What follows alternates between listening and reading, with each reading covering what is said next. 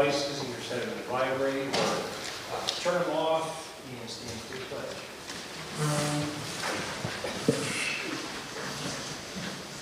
Pledge allegiance to the flag of the United States of America and to the republic for which it stands, one nation, under God, indivisible, with liberty and justice for all. Short prayer.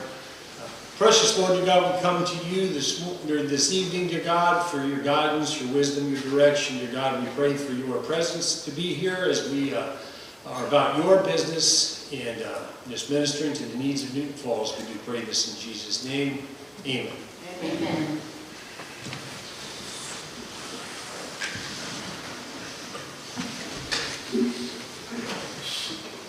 All right, and whenever Mrs. King is ready to call for the roll. Zimmerman. Here. Slutzer. Present. Franchi. Here. Arian. Here. Okay. Special presentations, none tonight. Public comments limited to agenda items on the first go-around. Name, address, 3 minutes, unless previously requested additional time. And we have one individual, and that would be Mrs. Julie Lemon.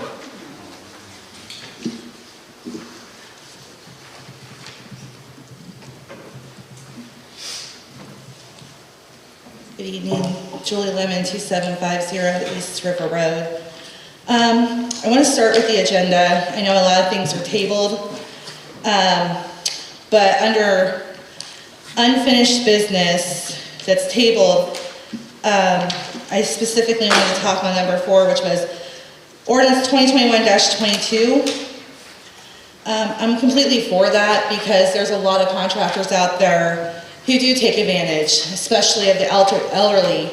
And either landlords or homeowners have to go back and either fix it or pay another contractor. So that I specifically wanted to speak on real quick to say that I am in support of that. So, and I think it's because it looks out for the people of the community. And it also holds the contractors to be accountable for their work. Another thing I wanted to speak on was under new business, number 2, motion to modify the council rules. I specifically wanted to discuss that because I'm wholeheartedly in agreement with this motion. And the following comments I'm going to make are based on my observations of going back this past weekend and watching council meetings. Based off my observations, Councilman Zimmerman, it appears that you intentionally instigate arguments with the mayor.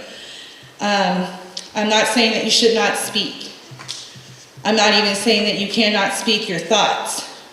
But what I am saying is that you could and should speak your thoughts when acknowledged by the chair. That's the rules. Arguing back and forth is not helping. I've watched and seen with my own eyes the many times that it's like you almost enjoy getting under the mayor's skin. But when you behave that way, there's one thing you're not doing, sir. And you're not serving the people of the first ward well when you're behaving like that. And it's happened multiple times. You have the right to your opinion.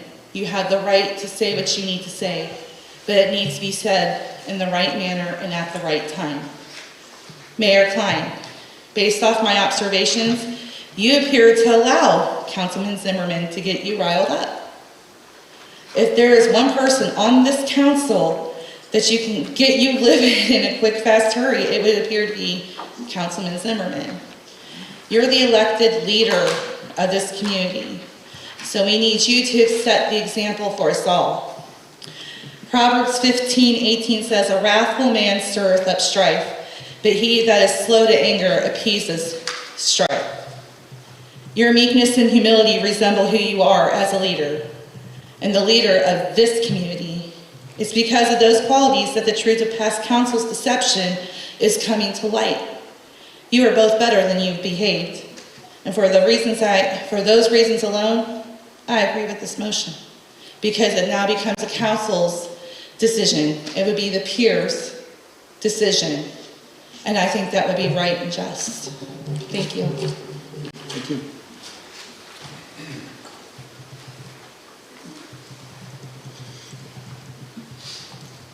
John Richards, 212 Albert Street. under unfinished business on the ordinance on the opt-out that is tabled. In the caucus, Bill George spoke, and one of the points he made to council, he wanted to urge you to really be careful about making it so easy to opt out, so less costly that too many people would opt out. I would want to tell you that what you're proposing with a $350 fee that pays for the meter, the city's not out anything. Because if I opt out, which I did under the original one, on the conditions that I would be eligible for any future one, if I pay for the meter, the city's not out anything. I'm still going to pay for my utilities using a new meter that may increase my bill. So there's no reason to raise the opt-out fee on the charge for reading the meter, because I'm already paying for that meter. So the city is not out anything by me opting out of that program. And I just wanted to make that clear, because Bill George was making it sound like, oh, you're going to make it so easy. Well, a lot of people won't want to pay or can't pay the $350 opt-out fee plus the $5 a month or $6 or whatever it is you guys end up deciding. But I just really wanted you to be aware of that the city is not going to lose anything by what's proposed right now. Thank you. Thank you.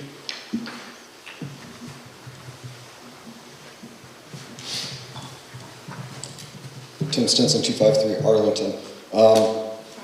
I'll agree with Mr. Richards there. That was one of the main reasons why, I kind of brought this idea of the opt-out fees originally to Brian, and we sat with Mrs. Purdy and Mr. George and the other department head, and they're against it, and I understand why.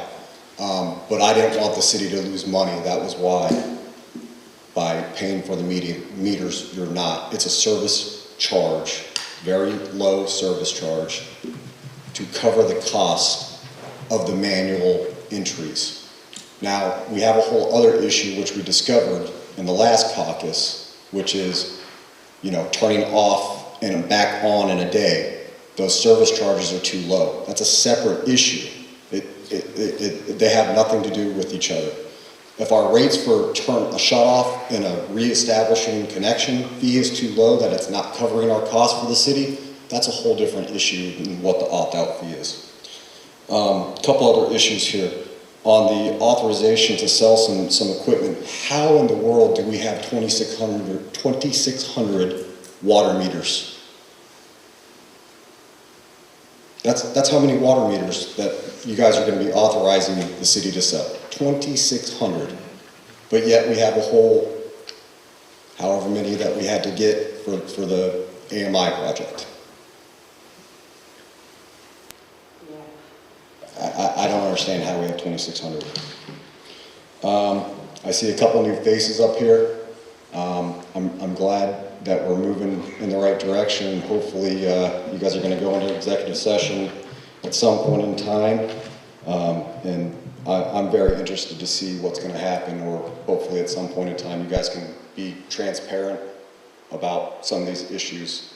And I look forward to his report. Thank you. Anybody else? Okay, if not, we'll move into the reports. Mr. Zimmerman, do you have anything for Ward 1? Yes, sir. On the 19th, I attended the fire board meeting. One of the things we really talked about, again, the current pace for the runs. As of September 2021, we're at 1,629 to date. With last year, 1,356 in 2020. Currently puts us on pace to be 273 runs ahead of last year. Just think of that pace that we're on. Something to think about too is where the calls are being made. Of those calls that I mentioned, 686 of those calls have been to the city here of Newton Falls Another 439 have been to the township. Milton Township has only received 87 calls, Braceville 71, Lordstown 11, Harris Township 8, Craig Beach 6. The jail, Trumbull Correctional Institute, has received 4. So everyone talks about all these big, huge mutual aid calls that we are running. Look at the numbers compared to what's actually done here in the district itself with the mutual aid calls that are run. And just one thing to also think about that is, with mutual aid, if you do not give it, it's going to be hard to get it back. A lot of places will not give mutual aid if they're not receiving it. Some other things that were discussed in the meeting. Unfortunately, during School Fire Prevention Week, the open house was canceled at the fire station. Squad 43-2 has a flat tire, needs new rear tires. The brush truck needs new batteries. I'm going to be applying for a grant for the radios coming up, but this is a few years down the road. Going to be looking into replacing the radios that they currently have. Received a new stove and refrigerator at fire station number 1. Scrap was donated, the old equipment was donated to the Boy Scouts as part of their scrap drive. Also attended the Parks and Rec meeting on October 26th. Ms. Spletzer, who was actually on the committee, the council representative, will give the report for that meeting. I was just there to observe. After that, also was asked to attend a brainstorming session for a dog park looking to be here in town. Basically a commercial, be a member type dog park. We had some good ideas to keep exploring there. Also on the 24th, I attended the Halloween at Holidays Winery. This was a fundraiser for our K9 Cato. I'm not sure exactly how much money was raised, because the person that I would have spoken to is on her honeymoon actually right now, so when she gets back, I'll be finding that out from her. This was supposed to be looking to raise a full body training suit for use by the police department with Cato. I was able to work with the Band Boosters concession stand on October 22nd on Senior Day. Appreciated that. Also on the 30th, I worked with Kiwanis. I was able to be a judge for their Halloween costume contest that they had. It was a very good time working with it. Appreciated everyone that came out. It was amazing what was able to be collected. If people haven't heard, there were over $1,400 donated in cash and gift cards by the businesses here in town for that day. It was a great day. Almost everyone I shouldn't say almost everyone in attendance, practically everyone in attendance got some sort of prize. Some people got more than one prize. So it was a fun time had by all. Thank you. Thank you. Mr. Boriak, do you have anything for Ward 2? Just a couple of things.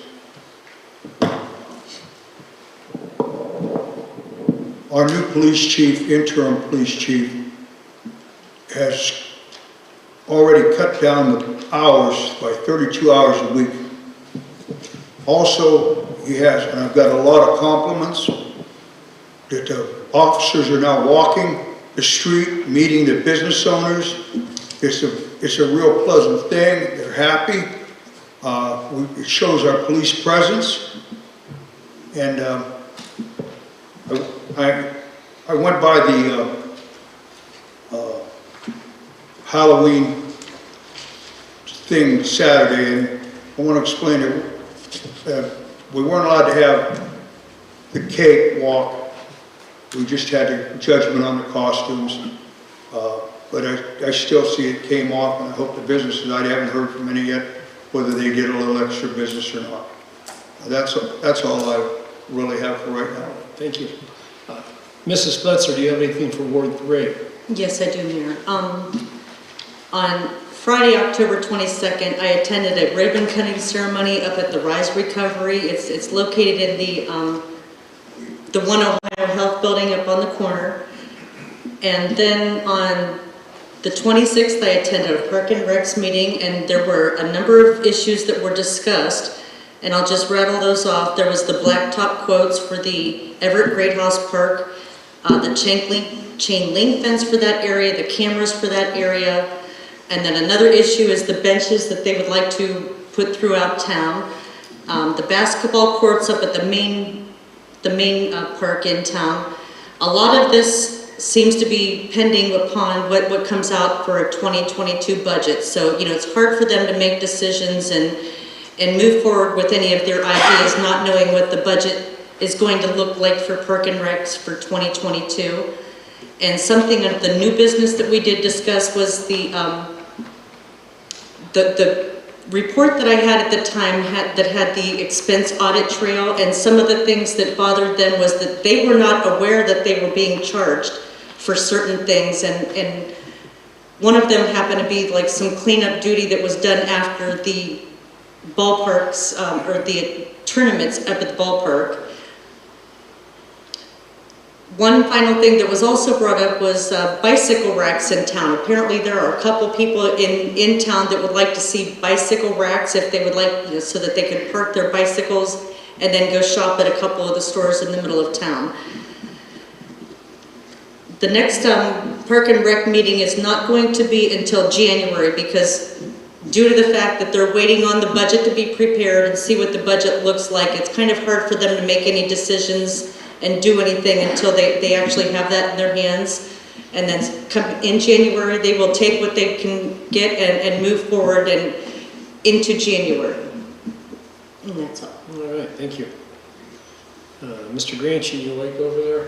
Yeah, I know we worked third shift last night. I'm fine. It's fine. Everything's Do you have anything for word for word?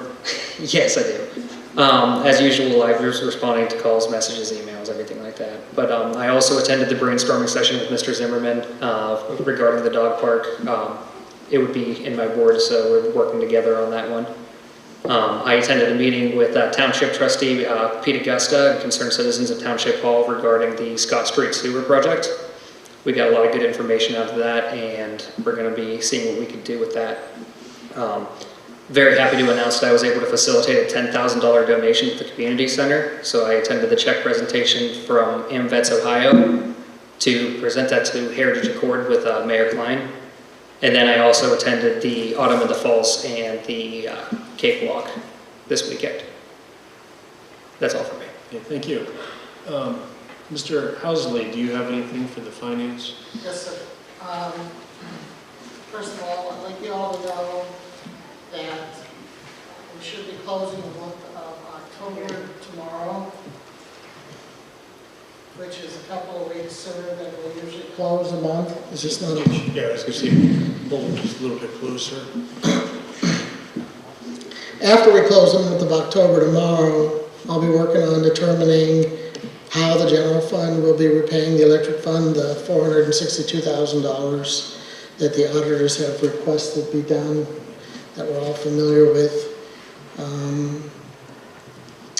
There really was more than one way to make that $462,000 commitment between the electric fund and the general fund. So I've got some different options I plan on discussing with you all on that. Additionally, I've noticed that Fund 407, that's the City Hall Broad Street Fund, is a negative $149,000. That's what's been spent on this building this year. There were some transfers from the general fund into that fund earlier this year. However, those transfers, per the auditors, they would require that council approves all transfers. And there's a difference between approving an appropriation for a transfer and approving the transfer itself. So when you approve the budget, you're only approving the appropriation to transfer monies.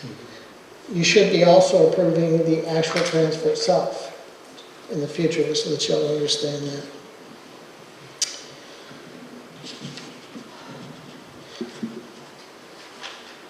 It currently looks like that we will be required to issue some manuscript debt.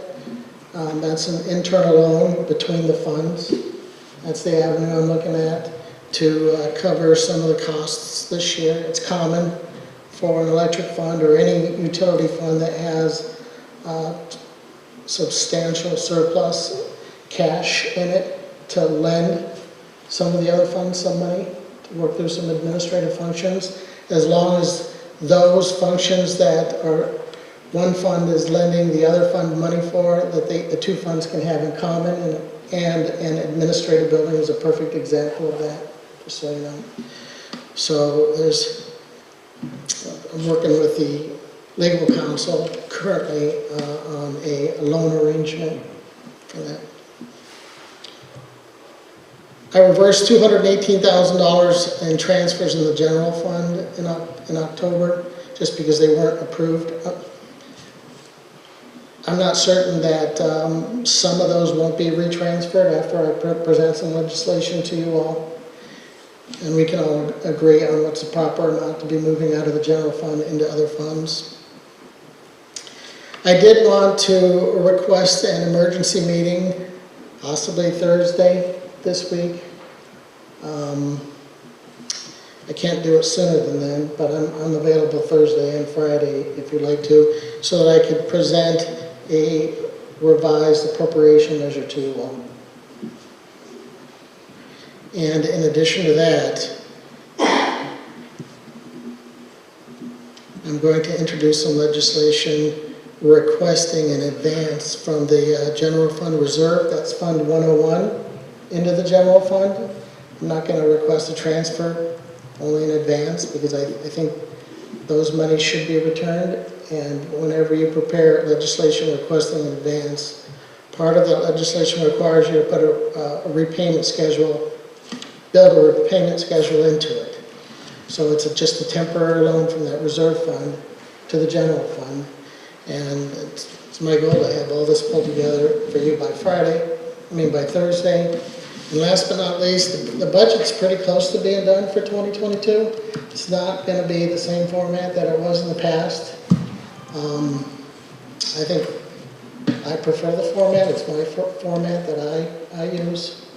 I'd like to share it with Pam first, but as soon as I go over a few things with her, then I plan on emailing it out to you all and printing off some paper copies and having those made available too.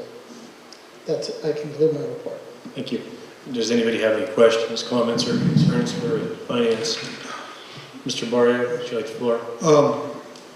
Mr. Housley, if what I understand right now is that the $462,000 taken from the electric department, it wasn't repaid, and it really totally wasn't the way it should have been taken out of there. It shouldn't have been taken out of there. So the state is saying that we have to pay the money back. Is that it, sir?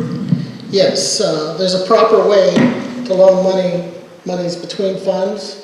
That way just wasn't a proper way. So potentially we could reverse that if we wanted to and re-implement a new way on Thursday. I'm just thinking about some options. One other question real quick.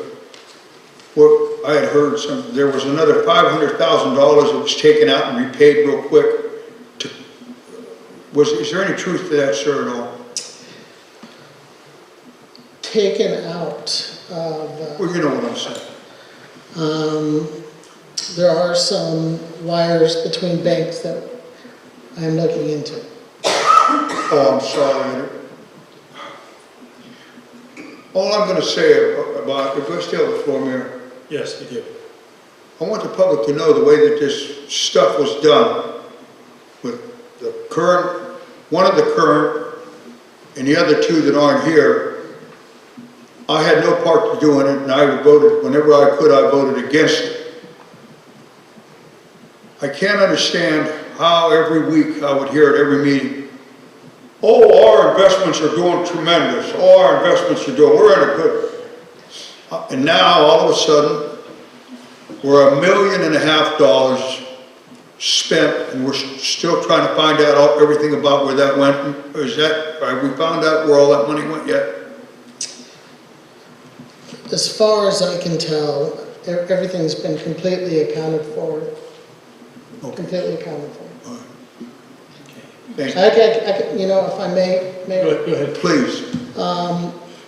I know that I read through the budget minutes at the end of 2020 to try to get some insight about the nature of the activity that I'm looking at this year. And I know that there were some statements made regarding financing arrangements seeming to have been in the final stages pertaining to this building. There's some specific legislation of around $400,000 just for this building, and its renovations. And I don't know all the facts behind it, but I did reach out to Huntington Bank, and Huntington Bank specifically told me that those bonds, that it was decided that they shouldn't be issued. And what ended up happening was cash was paid for this building, cash was paid for renovations last year out of the general fund, while the general fund had surplus liquidity in it from that transfer from the electric fund. So, I mean, the state auditors have said that it's material, and when they say material, that they mean that when anything is material, it could impair the judgment of any reasonable person. So when you're looking at a general fund and it looks as if you've got an extra $500,000 in it, maybe that had some reasoning as to why they decided to forego on issuing the bonds for this building. I mean, there were other alternatives. You didn't have to reach out to Huntington Bank. I really think another alternative would have been, instead of requesting rather than transferring money from the electric fund, you could have set up an advance arrangement for the same exact dollar amount. Given the proper arrangement that was done, the auditors wouldn't have even questioned it. I think it was just the way it was done. I don't, Mayor, I have the floor. I'll let everybody on. I'm sorry. 1 second. Mrs. King, can we call for a special meeting for Thursday without me emailing it to you, document it, so that we don't have to call an emergency meeting? We'll call a special meeting. We got 72 hours from now at 6:30 Thursday. Because if it's Monday night to Thursday night, would not give enough time to get the notice out to the paper. No, but I'm saying I could call for the meeting. They call it right now at the meeting, is that notice? You could adjourn tonight's meeting to Thursday, so that you are... Mr. Schrader, sir, you put the mic up a little bit so people are having trouble here. Appreciate it, sir. I just didn't want to have to go and call an What becomes emergency the, oh, meeting. sorry, go ahead. No, I was just to say, I didn't want to call an emergency meeting for Thursday, and I watched the clock. If I did it now, it could be a special meeting status. Well, it becomes a practical thing. You gotta give 20, there has to be notice in the newspaper, and if it's too late to put it in, then you can't comply with that part of the statute. Could you wait till early next week on that? Monday, the next week's fine too. Okay. Just get with Miss Pretty or myself or something like that, so that we have the information, so I know what to Okay. put in there, okay?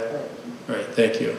Thank you. Okay, and then, does anybody else have anything for finance, Ms. President? Yes, I do. I'm sorry, I didn't hear you when you said that Fund 407 is over budget. Could you tell me how much it is over? Fund 407, I won't make any remarks about how the costs compare to what was budgeted in that fund, but I will tell you that there's no revenue in that fund. The proceeds that were initially intended to be deposited in that fund never materialized. So they may have budgeted some costs in that fund, but they're still spending money when there's no revenue in there. So I need to, part of my discussion on Monday next week will be determining how they're going to, determining how to come up with the proceeds to pay for this building's renovations this year. Okay, because Fund 407 is where, all the different things for this building got Yes, accounted into. yes. Okay, thank you. Okay. Mr. Granchi or Mr. Zimmerman, did you have anything? No, sir. Yes, when you are drafting everything for the budget, could you add or send us an email on what is legally obligated to be a part of the budget and what things are optional? Okay. Thank you. Is that all, Mr. Granchi? Yes. Mr. Bart, did you want a second? Yes, Mr. Housley. Are we going to be discussing two Is it about how we're going to be able to pay for the road work that was done this year? Is that part of the special meeting? No, that's a discussion. That's a discussion that I need to actually have with your legal counsel first. Is that all you have, Mr. Brian? Eventually, Well, eventually it will be before you all. Mr. Housen, look, I just lost my train of thought. Oh, jeez.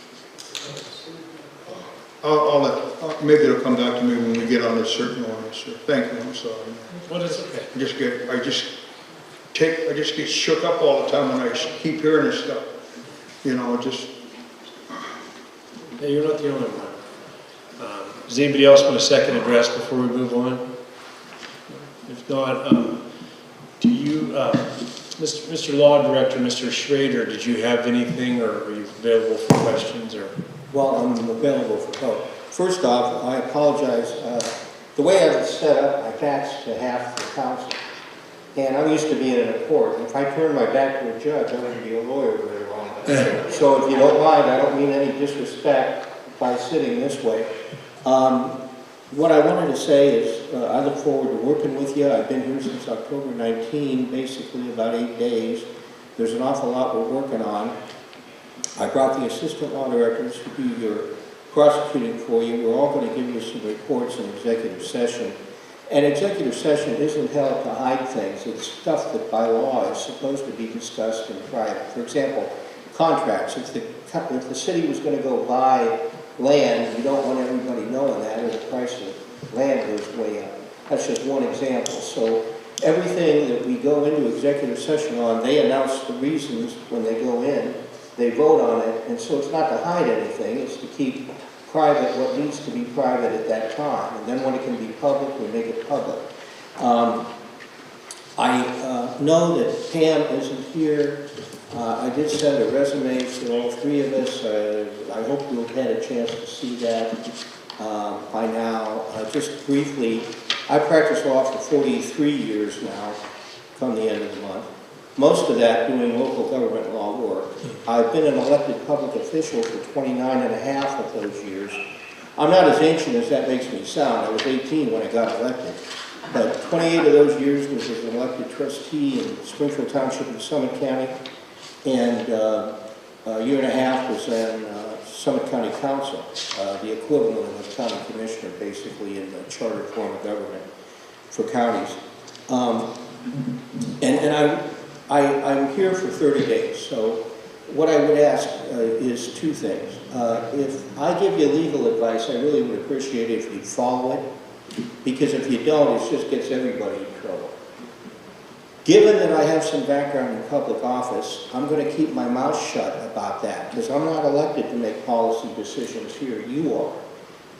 If you have a question about policy that you want to ask, I'll answer it. And you don't have to take that advice at all, because I'm not elected, you are. The only time I'm going to open my mouth is if I think I have an idea that will save you money or save you a problem. And there again, if it's policy advice, you don't have to take it. There were two things, so I think if we have that ground rule and understanding, we'll be in pretty good shape.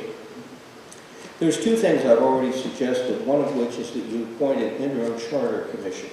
The reason for that is that, quite frankly, a lot of times in charters, it's like a pendulum. It swings back and forth between maybe too much authority for appointed officials to too much authority for elected officials, and nobody professionally is doing anything. As I've read your charter, I think it's too far on the appointed official part, and Pam pretty agrees, by the way. We need to bring it back more towards the middle, and if the voting around here lately has been any indication, it looks like the voters want to have more say in how their government is run for Union Falls, and that non-elected officials, like myself and Pam and others, have a little less authority.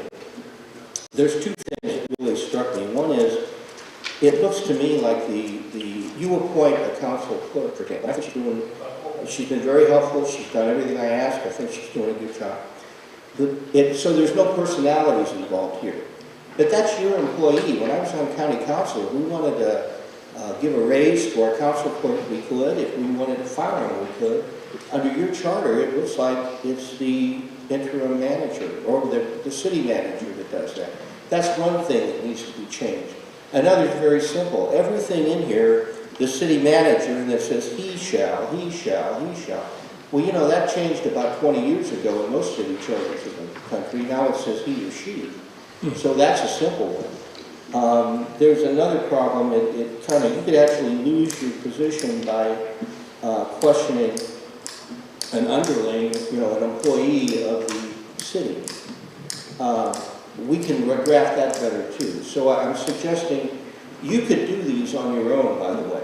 But if you have a charter commission, the one gentleman talked about transparency, one thing that does is it gives those people a chance to get appointed, study it, make the recommendations, and then get it on the ballot next November of 2022. So I highly recommend that you do that. Early on, and maybe you want me to discuss this more, either in executive session or when you get to it on the agenda, I had suggested that you authorize us to file a declaratory judgment on a couple of ordinances that we passed in the spring. These are the ones that set a contract for a number of people that they have to commit a felony before you can get rid of them, among other things. Well, the fact of the matter is, those ordinances were illegal when you passed them. And the more I studied it, I don't think you need to pay me or any other attorney to do a declaratory judgment. What I now recommend you do instead is save yourself some money, put it on the agenda for next time, have 3 readings of an ordinance repealing that ordinance, and you're done. Here's why it's illegal. In Ohio, to have an emergency ordinance, which means you don't have to have 3 readings, you have 1 reading, you pass it, you're done. You can't just use the magic words, this is an emergency ordinance. You have to have some reason for it. It's an emergency because we have to have it done by next Thursday or we lose the opportunity, or something of that nature. It can even be wrong. You can be wrong about the reason for the emergency, a court won't care. But you've got to at least say what the emergency is, and that one doesn't.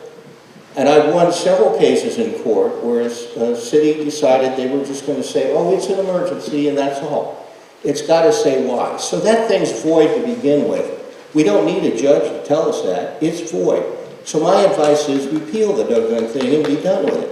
And when you repeal it, don't do it as an emergency. Just go ahead and have the 3 readings, and you're finished with that. And that, I think, makes some sense.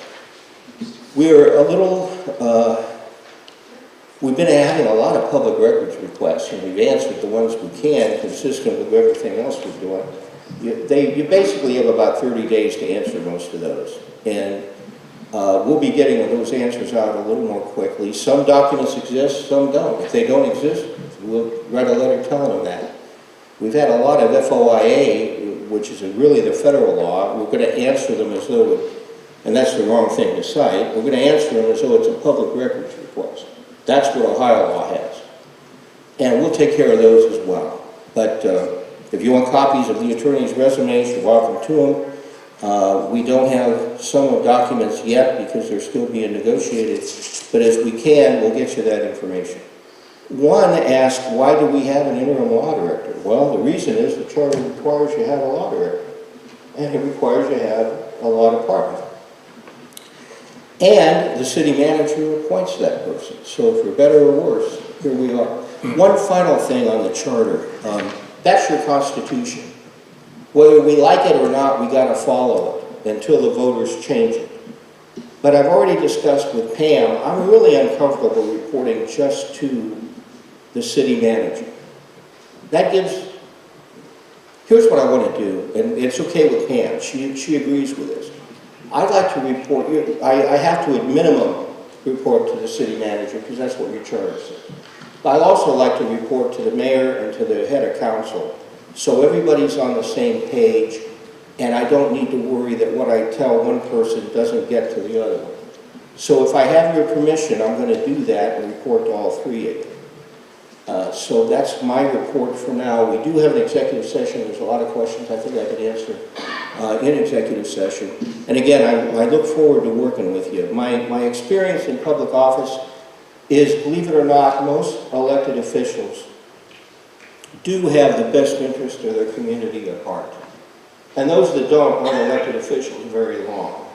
So I look forward to working with you. I think there's a lot we can do to improve Newton Falls. Thanks. Okay, thank you, Mr. Schrader. Does anybody have any questions or comments or concerns for Mr. Schrader? I have a question. Mr. Zimmerman, you have the floor. Per our charter, Article 5, Section 1 says Department of Law. There shall be a Department of Law, the head of which shall be the Director of Law, who shall be appointed and removed by council, and shall serve under the supervision of the city manager. Now, Section 2 also says the Department of Finance. There shall be a Department of Finance, the head of which shall be the Director of Finance, who shall be appointed and removed by council, and shall serve under the supervision of the city manager. Can you let me know your opinion as to why we had to approve the hiring of our interim finance director, but that doesn't apply to your position? Well, I don't think I said that. What happened was you had an emergency.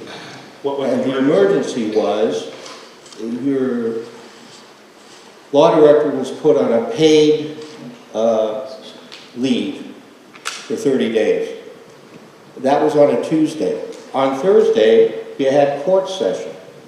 So you had to have an interim law director involved in an emergency to come in and do all that. And I said, we'll give you some more information when we get to the executive session. But these two guys went in on Wednesday, organized all the files, and hit the floor running on Thursday so that you didn't have the judge wondering what was going on because he had all these cases on his docket and wouldn't have had a law director there to handle them. So that was an emergency that required us to hurry up and get moving. You have a number of other issues we'll talk about in executive session that are also emergencies, and we're working on those. So what I'm going to suggest, frankly, is that, and we could either do it tonight or whenever, I'd kind of like to have at least a ceremonial swearing in, even if it's only for 30 days. We don't have to, the law director or the assistant law director, but I would like the mayor to do that. And then maybe the finance director could be sworn in as well. And so that ultimately what I'm expecting will happen is once we do have an agreement as to what you're paying the law director and a retention agreement, which we're negotiating now, once that's done, I would expect that that's going to be presented to council to vote on. And we're working until we get that done. I hope that answers your question. I'm just curious to know what the difference is. You said there was an emergency for you, but we were also without a finance director for several months. We had someone here fill in with the city, but we were also without one for several months. Well, and we still had to approve one, but not the other. I'm just really curious on why we didn't have an emergency meeting or something called in order for council to approve you per our charter. Well, as I said, I've been here 8 days, so if you didn't have a financial director for several months, I wouldn't have known that. But from listening to what the finance director said, my suggestion is you probably should have had one, because these budgetary things are important. They're boring as all get out, but it's important that you follow the laws. And it's not simple. It's not like, okay, this fund has money, this one needs it, let's do it. You have to follow the financial budgetary laws of Ohio. If you don't, you're going to have an auditor having findings against you and order money be paid back and all that. I had a nice discussion with the finance director, and we have to report, according to your charter, to the city manager. But he's come up with some really good ideas for helping out your budget. And as you'll hear in executive session, we've come up with a few ideas to try to save you some money too. And I think the finance director really has done an excellent job. He's got some great ideas. But we, by charter, have to tell her first. And to the extent we can fill you in, we will. Although technically, she's going to be filling you in. And again, I'm going to follow your charter whether I like it or not, because I have to. But I think I also have the ability to suggest maybe you have a charter commission appointed to make some changes to it. You may have time, Mr. Mayor? Yeah. Does anybody else want to first address? I mean, I do know, I was kind of like looking into the stuff that you're talking about. It does say that both the chief and the law director are under the jurisdiction of the city manager. And under the city manager's duties, it does say that the city manager can supervise, suspend all employees under their jurisdiction, and that would include both positions, because I, from my own curiosity, looked into that a little bit. Anybody else have a first address for Mr. Schrader? Okay. Mr. Zimmerman, did you want a second? Yes. Mr. Schrader, how did you know to apply for this position? How did you know to send resumes in? Miss Pretty called me. Okay. And have you represented anyone sitting up here within the past year? Yeah. Your firm? Yes. Okay. There's no conflict of interest involved? No, I haven't represented that particular councilwoman since September 7. None of us have. And nothing that we learned in that representation is going to be to the disadvantage of either her or the city. Since September And as I 7th said of this earlier, year? I'm sorry, did I? Excuse me, I'm sorry. You said September 7th of this year? Correct. Okay. And nothing I learned in that representation is going to hurt the city. And also, I'd like to remind everybody, when I started, and I've already talked too long, so I'm hoping to shut up here pretty soon. But when I started, I said my client is the village of Newton Falls, or the city of the village of Newton Falls, or whatever you want to call yourself. But I represent Newton Falls, the municipal government. I don't represent individual council members, and I don't represent the mayor. I don't represent Pam Pretty, even though I report to her. I represent the governmental entity, so it becomes, it's a really interesting legal position to be in, because you're representing the government, not the individuals. Thank you. Thank you, sir. Okay. Yeah, Mr. Bryant, you want the floor? Could I please, Yeah, you have the floor. this is to the law director. Sir, I agree with you. If we're going to be transparent, we can't be handed the budget a day late after we're supposed to be. We can't be kept in the dark and be told, well, and then not use the charter only when they want to use the charter. Now they want to use the charter. Before, didn't care what the charter said. We're going to do it the way they want to do it. You're very refreshing, and Mr. Housley, I totally appreciate your professional mannerism on this whole deal. I'm not going to say anything more because a lot of this is executive session, but I appreciate your ideas and I appreciate you, Mr. Thank you, sir. Okay, Mr. Granchi, Ms. Spletzer, do you have anything? I do not. Okay, if not, I just got a couple small things in my mayor's report. First off, high five to the little Taggers. Congratulations. They made it to the Super Bowl. Anybody that doesn't know, got to play on YSU's field. They didn't win, but you know what?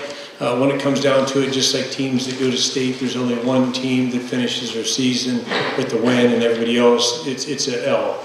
But it doesn't change the fact that they played their hearts out. They represented our community, and we're proud of them. And what that does is it tells us what we have for the future, what's coming up, not only as football players, but as athletes, as young men. I'm very proud of them, and I would like to be in touch with Mrs. King for the next meeting, because I'd like to put something together to have the coaches as well as the players here at the next meeting. I'd like to recognize them. So that's one thing. I'd also like to recognize the police and the fire departments for their escort. I thought that was a real class act. It was really nice that they escorted them out of town. And I know that's probably something that the coaches, but most importantly, the players will always remember. And I was proud to be walking into church Sunday morning and seeing it started. And so I got to run out to Broad Street and give them thumbs up or whatever. But I thought that was a great thing for Newton Falls. Also, I attended the grand opening for Santa's Workshop over on Broad Street. So anybody that has any donations of toys or anything like that, he's always here to serve our community and the kids, and that's what's important. So anybody that wants to, get with Santa, and see how you could help bless some of the kids of our community. That would be appreciated, or stop in there. And if you've been naughty or nice, I guess it doesn't matter with Santa, he'll give you a candy cane or something like that. But also attended the presentation by the State AMVETS group that they gave $10,000 to Heritage Accord for our community center, and that was just an honor, a great thing to see that we're moving forward there. And again, I want to thank Councilman Granchi for lining that up in the middle of his hour-and-a-half sleep that he usually gets from between working third shift, second shift, first shift, and being a councilman. He finds the time to do that too.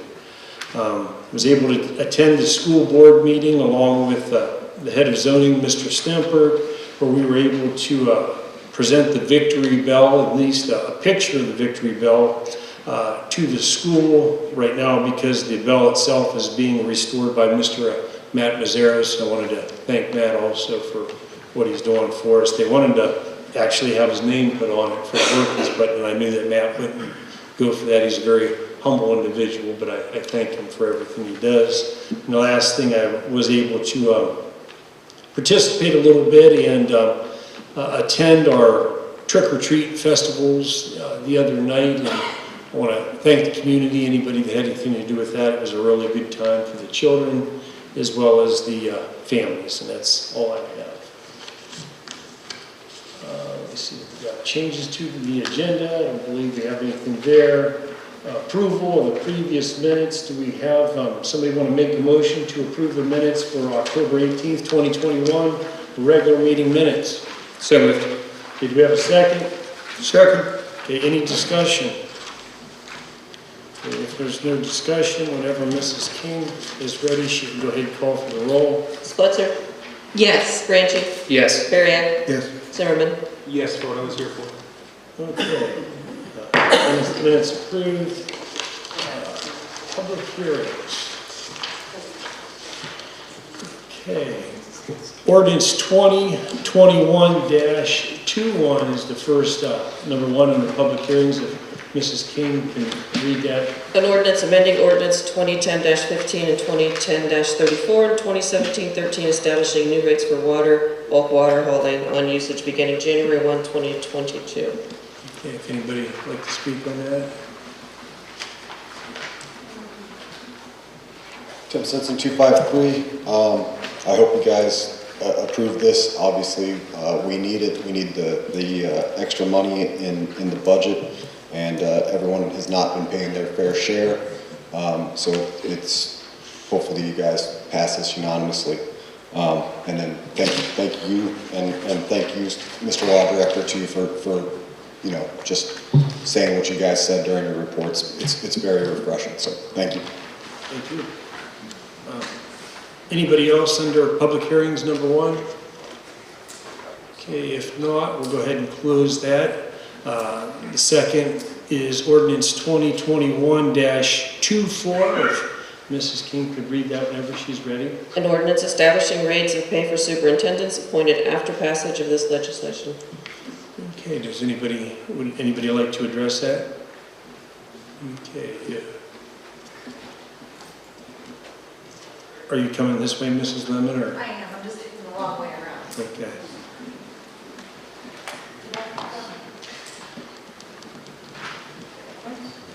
Julie Lemon, 2750 East River Road. I was kind of up in the air on this. How is this going to be paid? Is it paid by seniority or by experience? Does the most senior person have the most experience in that particular field? Someone may be here for 30 years, but someone else may have a higher education. So how is that rate determined?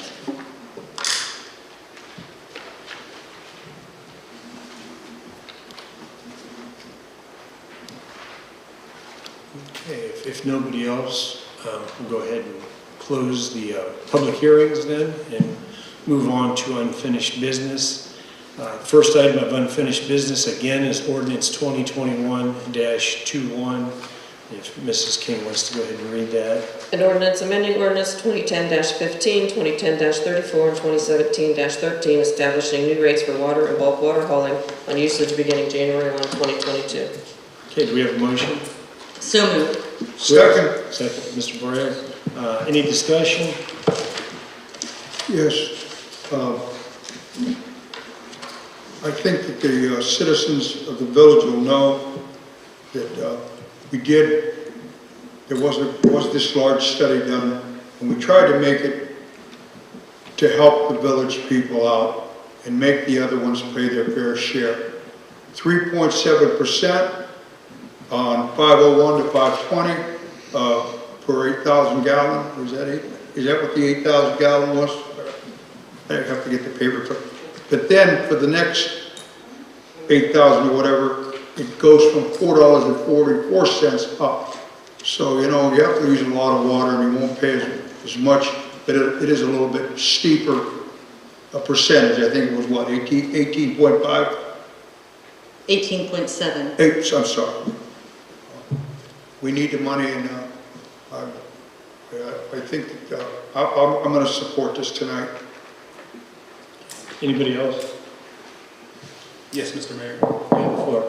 Mr. Hawkins was here at last meeting, if people weren't here for this, and he explained that these rates, this increase was done with the studies that Mr. Pierre said, but it was well within the guidelines. I believe I have the correct acronym here, the AWWA, their guidelines for an increase.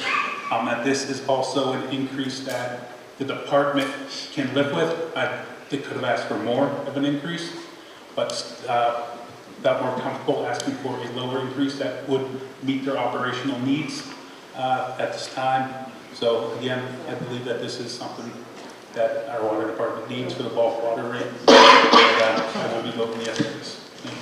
Yeah, it was a good idea, like he said, to increase the rate so that the haulers are paying more, but we're also not raising it at such an amount that we push them to go to a different supplier. So it was a nice in between. Let me see if Mr. Granchi or Ms. Spletzer would like the first address first.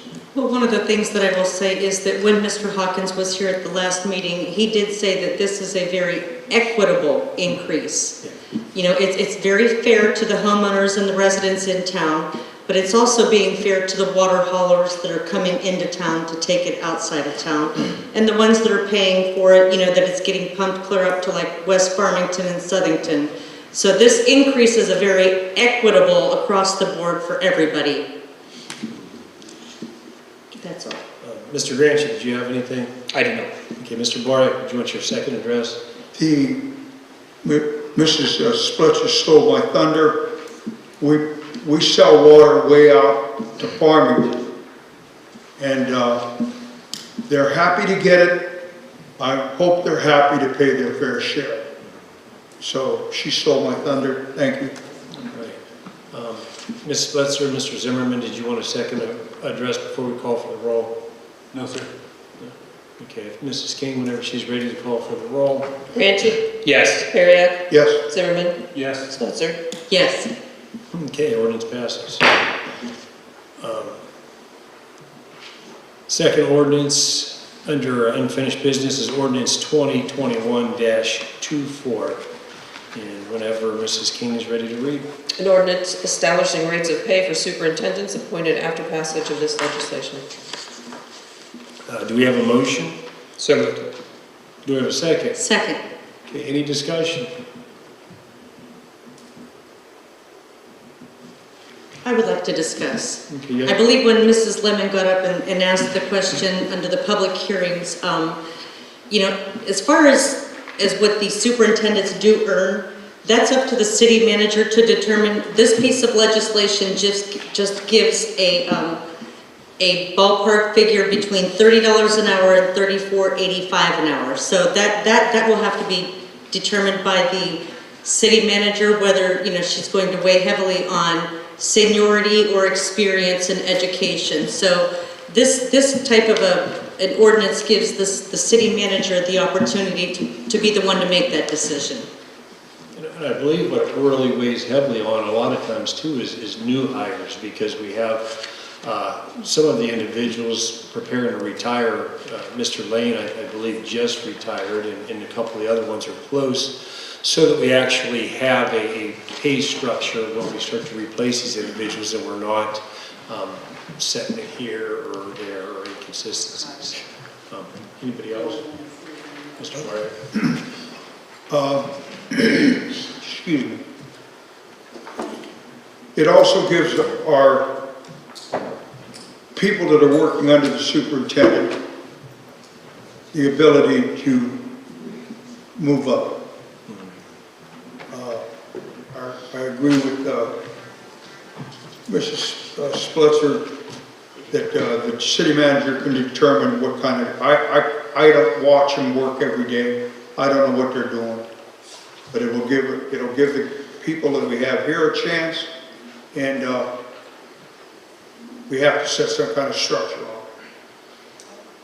it. Okay. Mr. Zimmerman or Mr. Granchi, did you have anything on that? I do not. No? No, sir. Mrs. Spletzer or Mr. Barnick, did you want a second before we call for the roll? Okay, if not, whenever Mrs. King is ready, she can go ahead and call for the roll. Bariak. Yes. Zimmerman. Yes. Splitzer. Yes. Granchi. Yes. Okay, ordinance passed. Third piece of legislation on unfinished business, ordinance 2021-13 is tabled until 11:15. And that's the sale of power lines. I'd like to bring that to the floor, make a motion to bring that to the floor. I'll second that. Okay, any discussion? Yes, I would like to have a discussion, and You have to bring it to the floor first. You have to vote on that first. Oh, yeah, that's We have right. to vote on it, that's right. That's right. Whenever Mrs. King is ready to call for the roll, there's going to bring it to the floor. Zimmerman. No. Splitzer. yes. Granchi. No. Bariak. Yes. Mayor. Yes. Okay, so now do we need to also make a motion to, it's untabled, to discuss, or is that where we're at right now? Now can we discuss? Yeah. Yeah, okay. May I have the floor? Yeah, you have the floor. I think it was important that we bring this off the table today, because the way I read the legislation itself, it says that, you know, we need to establish that no final contract has been executed, no service agreement has been finalized, you know, there's no negotiations going on, and yet we still have an issue that's going to be voted on tomorrow by the voters. And I think by us bringing this to the table during this council meeting, it's our way of saying, you know what, we have these transmission lines, and we don't know what the true value of them is, but you know, we could be getting a decent price for it, we don't know. And as far as we are concerned, then if we're going to negotiate, then AMP needs to come at us with $1 million of like $10 million. Okay. I would like to also piggyback on what Ms. Blitzer said here. I'm glad that you guys took this off or put this on the table, because what's being voted on tomorrow is very, very misleading. It talks about a savings to your electric bill. And I think that if I were an individual that doesn't come to council meetings and is not real sure on it, and I look at that, I'm going to probably say, yeah, well, who doesn't want their electric bill lowered? Anybody? I don't see a whole lot of hands going up that you don't. Everybody wants to save money, and that's what it says. But the fact of the matter is, what individuals are voting on is to sell your power lines. And if you vote yes, your power lines would be gone. So months ago, I amended the ordinance that we had on this, and we were to get about $3 million from them. And supposedly that goes in to save individuals on your electric bill. Well, that's not necessarily the case. It could go right into the general fund. So my thought on this is, if you're going to take our power lines, you're going to pay us dearly for them. So instead of giving us $3 million, if you're going to take our power lines, you're going to give us $10 million. You know, I don't know if there's anybody here who would rather have $3 million or $10 million. I know you're generous people, but I think it would be 10. So AMP called me and said, well, we won't give you 10. We don't want to buy your power lines then. So just in case there's individuals that come and vote tomorrow and aren't really well rehearsed on what's going on there. And one way or another, they vote to sell the power lines, well, they're gonna need to pay us, like Ms. Blitzer said, what is appropriate. And I don't know that they're going to want to. What I was told by the individual I spoke to, that she says, no, that we won't give you 10 million. So then, well, you know what, we'll keep our power lines then. And that's very important, especially if you think about what's the potential of power lines coming up down the road if there is a big thing on electric vehicles. You know, that I would rather have us have that, have the potential of having monies come in than us get whatever it was, about $3 million for them and have it gone in 1 year's time. Then like the crack addict that takes your John Deere mower and he pawns it off for money for one day's time, and then he's done, the mower's gone, you need your grass cut. That's what would happen with our power lines. So is there anybody else that would like any discussion on this? Yeah, so did we take this off the table to vote for it tonight, or just to speak about it and? To vote for it. Okay. Okay. Did you have anything else, Mr. Granchi? I was just under the impression that it was tabled until after the election so that people could decide. I didn't think we were going to decide for them. Well, we're not actually, they can still decide to vote to sell or not. We're just setting the rate of what it will be, what we'll get in return if we do sell it. Do you understand what I mean? Yeah. Okay. Mr. Baryak or Mr. Zimmerman, did you have anything? Yes, sir. Has anyone up here spoken to our consultants that came up with this figure to know what an equitable return is? Has anyone even asked them where they came up with that 3.1 million? I spoke to the buyers. They called me, I spoke, and I changed the ordinance because, like I said, I live here in this community, my children live here, my grandchildren live here, and I'd like to see a nice future community. And if my grandchildren are going, one of them is right over there, I'd like to see $10 million come so that she has a community left instead of us giving away for $3 million. Oh, sure, but what's that 10 million based on? Other than just plucking it out of the air? It's based on 10 is more than 3.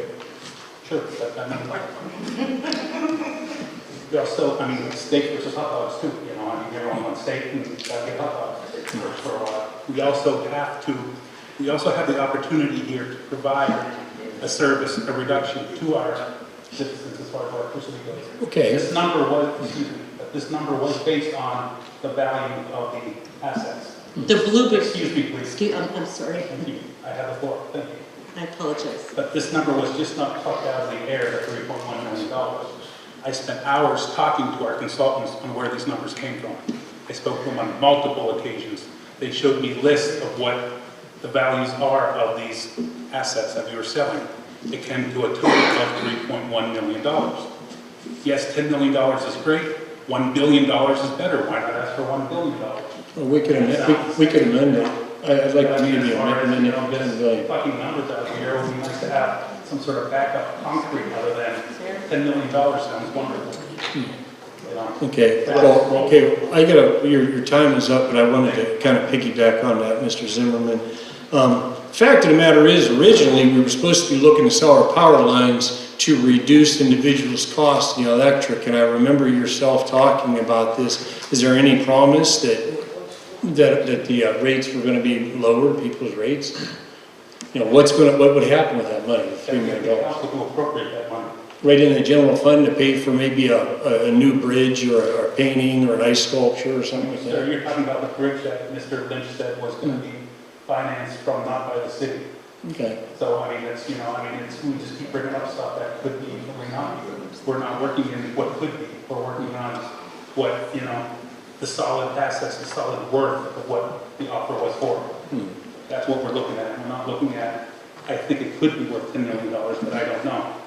So without knowing, that's as misleading as anything else. Just saying, picking a number out, saying, this is as good as anything else. We need facts.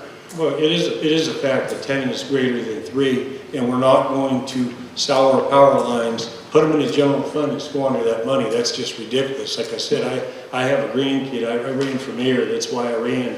And I'm sure that there's individuals sitting here that have kids and grandkids, and they would like a good community for them.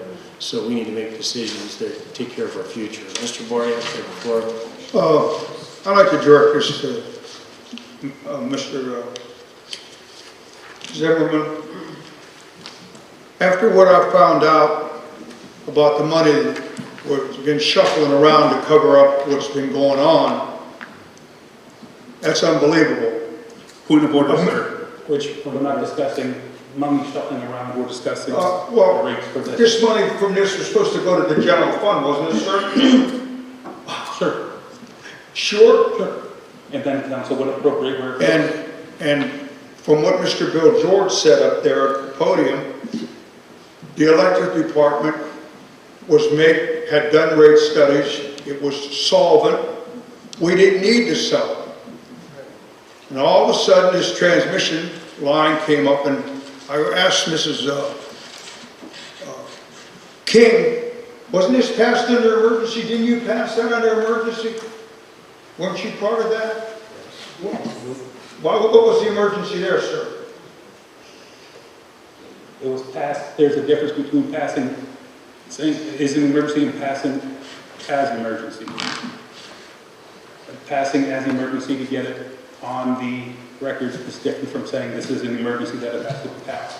There was nothing that said this is an emergency that said it had to be passed. Well, I don't want to be facetious, but it sounds like, well, there's no more money here to get. Maybe I can get some from over here. That's not my responsibility. Well, I didn't say the money was coming. You voted on it. I didn't say You voted on it. Did I say how it was going to be spent? Crosstalk's still not okay on council. Excuse me, I'm sorry. I had the floor, didn't I? Yes, and you asked. Why are you interrupting me? Because I answered your question. Okay, anything else, Mr. Burrick? No, thank you. Ms. Spetzer or Ms. Granchi, did you have anything on this? I would like to be heard, please. Okay, you have the floor. I remember when we first were given this to review, I do specifically remember Mr. Lynch prohibiting our electric department from speaking to us. This was during one of those Zoom meetings. And Bill George was not allowed to speak to us. Joe Greger was not allowed to speak to us, and Matt Evans was not allowed to speak to us. So, right from the get-go, there were things that were being done that didn't feel like they were being done on the up and up, and I don't know where that $3 million or $4 million came from. I was told it was blue book value. Well, that was about a year ago now, almost. So, and I agree with the mayor that 10 is greater than 3. So if we're going to look at potentially selling something, then, we're going to get what we deserve out of it. Mr. Mayor, may I have the floor? Yes, you have the floor, Mr. Granchi.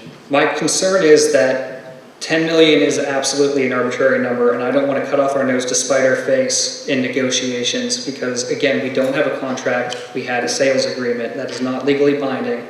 For all we know, they could be wanting to sell 0.1% of our equipment for $4 million, and we'd be fools to not take that. We don't have the information as to what any of these figures go with. So if we were to pass this tonight, we could potentially be stifling any kind of contract negotiations if it was something that made sense for our community. So I would vastly prefer to retable this until next week, not even just for that reason, but there are people who are out there who might have wanted to speak on this and they thought it was tabled until next week or next meeting.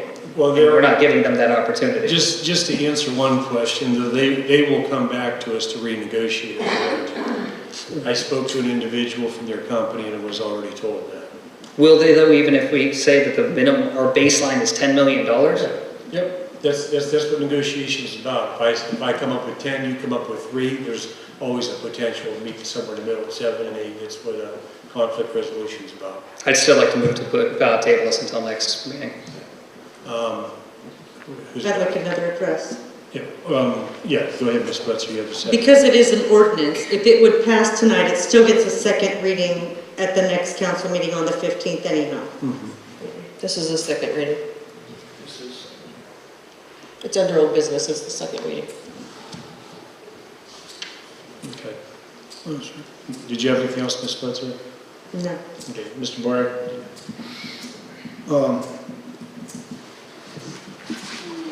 I don't like to sell anything we don't need to sell. We own the transmission lines. I was told by Mr. Bill George up there that, we were selling all our subby stations, not just 1/10 of it like that one company, one township, they bought a, what was it? It was Talmadge. Or Wadsworth, I don't know. Wadsworth. But they were selling just a minuscule part. This is all our stuff. The stuff's not in that bad a shape.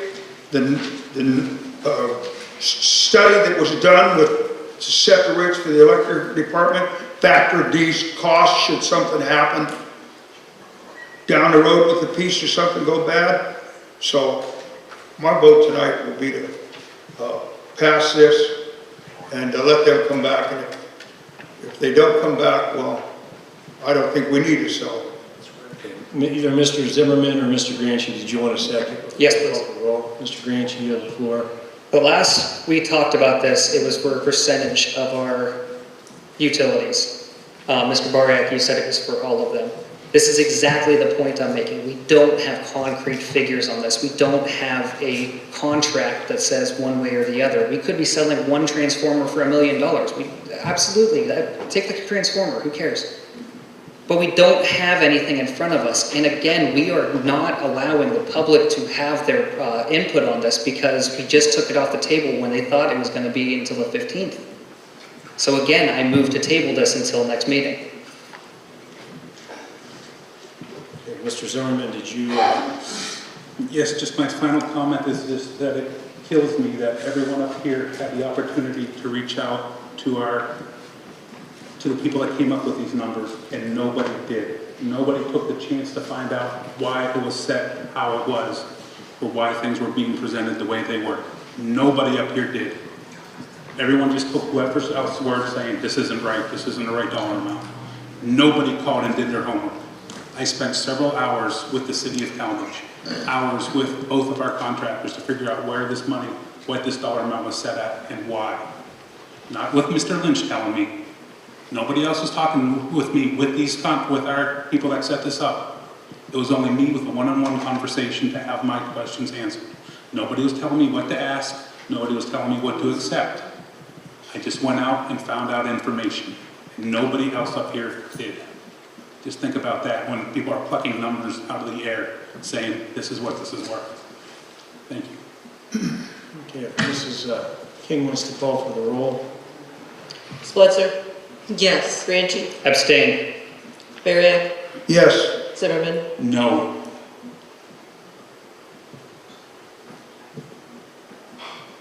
Okay, so what do we got? Two yeses, one no, one abstain.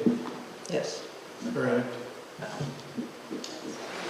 Okay, we need 3 votes on that to pass, correct? We don't have a tie, so it's okay.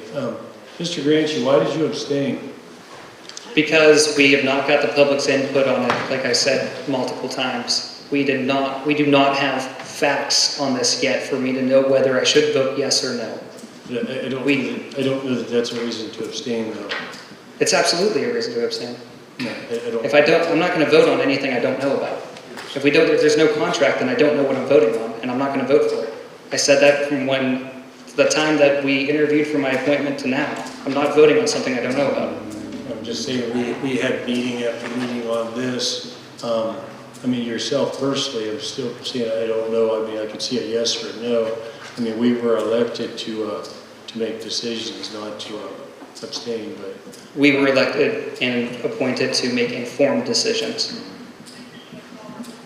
Okay. All right, well, then it stays tabled, then it doesn't pass. All right, so we move on to number 4, which is ordinance 2021-22, and that's also tabled until 11/15. That's the contract registration. Number 5 is ordinance 2021-23. That's the sidewalk assessments. That's tabled until 11/15. Number 6 is a motion to accept the opt-out recommendations, and that's tabled until 11/15. And then lastly, number 7 is ordinance 2021-19, and that's the cost of living adjustment for the hourly employees, and that's tabled until the first meeting of 2022. New business, resolution 35-2021, whenever Mrs. King is ready to read. A resolution authorizing the City of Newton Falls to dispose of unneeded equipment / property by sale to employees, public auction, on internet auction, or salvage pursuant to section 721.15 of the revised code. Okay, do we have a motion?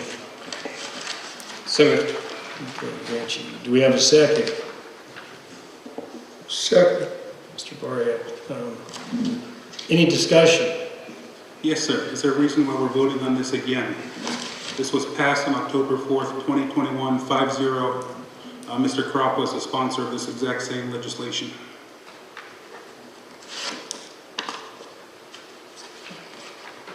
Excuse me. Do you have a list of, Mrs. King. There's actually a different exhibit. The water meters were different and the pad mount transformers. The electric department told me about those too. But every time then somebody says something else is for sale, we have to vote on the same legislation again? The legislation is for all equipment to be sold. I would say so, because, don't you agree? I mean, if you have different equipment, what if you had a problem with selling that? You know what I mean? How do we know what is the difference? Yeah, I We're mean, working on the recommendation of our, other departments and say, we're done with this, it's old. Yeah. The city manager can put it up for auction or whatever else, publish it. Every single time that. I agree, But but be sold, we're going to be voting on. But myself, I would appreciate it that way, that we just, something's ran by you and you know what's going on, that, you know what I mean, that it's at least mentioned. Anybody else have I would like to ask the law director to weigh in on this, please. Okay, what's the question? We had this exact same legislation passed that's saying that we okay the sale of equipment. But if the list of equipment sold is to be sold changes every single meeting, do we have to approve the same ordinance every single meeting to sell equipment? Well, again, that's a policy decision for you to make. You could decide you're going to have an ordinance that if a department head wants to sell equipment, that you allow that to happen. Or you could have what appears to be the... Mr. Schrader? Talk into the microphone. Please, sir. I'm sorry, I'm new here. That's a policy decision for you all to make. There's two ways you can do it. One would be what I think one of you suggested, which is pass an ordinance that allows department heads to declare equipment to be obsolete, no longer needed for a public purpose, and then they can sell it. That's one way to do it. The other way is what it appears you've been doing, based on what Kathy read, and that is that every time there's a new piece of equipment that they want to sell, they bring it before you. The advantage of the one is you do it once a year and you're done.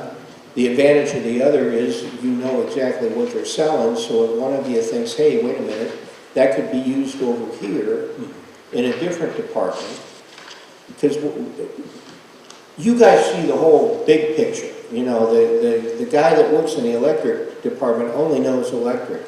They may need the same daggone thing over in the water department. So that would be the rationale for that way to do it, and then the rationale is efficiency for the other way to do it. But either way, it's not a legal issue. It's a matter of what do you choose to do. And just my question May is... I be recognized? yes. Okay. The verbiage, what is actually written in the resolution itself is the same. It's the exhibit. The exhibit tells us what exactly is going to be disposed of. So, what the resolution says is we're getting rid of certain equipment, and then the Exhibit A tells us exactly what that equipment is. But should the resolution then be changed to say that we need to sell this equipment this time, every single time in the resolution title? Should it be the equipment that needs to be sold? It's addressed in the exhibit. We have pretty solid supervisors for the department, but what this does is it protects us in case we had a knucklehead, he wanted to sell our new street sweeper. If we didn't have this protection, he could do that if he chose to, but here it's at least ran by us, and take the time to look at it and just spend a few moments and vote yes. Anybody else? If not, if Mrs. King wants to call for the roll. Granchi? Yes. Bariak? Yes. Zimmerman? No. Spletzer? Yes. Okay, passes.